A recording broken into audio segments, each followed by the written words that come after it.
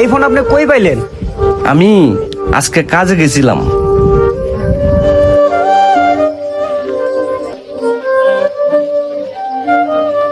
ও, এই কাহিনী। ফোনটা তো আমার ছোট ভাইয়েরই। আপনি অনেক বড় একটা লসের তে বাঁচাইছেন আর অনেক ভালো একটা কাজ করছেন।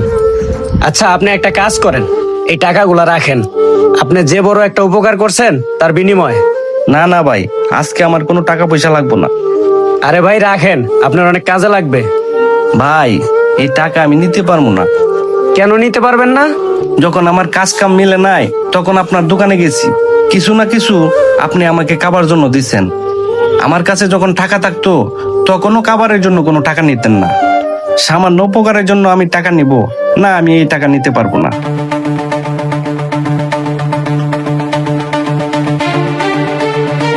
এই লোক বাড়ি পর্যন্ত আইসা করছে।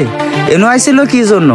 কিছু কাজ ছিল এই জন্য। দেখছেন ভাই, দোকানে ওনাকে ফ্রি ফ্রি খাবার দিছেন, আজকে আপনার ঘর পর্যন্ত আইসা করছে। আরে কি এমন হবে ওই লোকটার ছোট্ট একটা উপকার করলে? ভাই, তুমি না বলছিলা এসব লোকের উপকার করলে এর ফল খুব ভালো হবে? হ্যাঁ, ঠিকই তো বলছিলাম। আরে এসব কিছুই হয় না। আমরা মানুষের যতই উপকার করি ততই আমাদের লস হয়।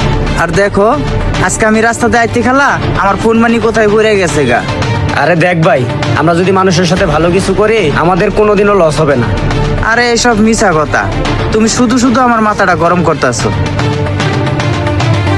এই দেখ, এটা তোর ফোন নাকি? এই ফোন তো আমারই। এই ফোন তোমার কাছে কেমনে আইলো? আমি যদি সত্যিটা তোরে বলে, তুই তো বিশ্বাসই করবি না। ভাই কও না, এই ফোনটা তুমি কেমনে পাইলা?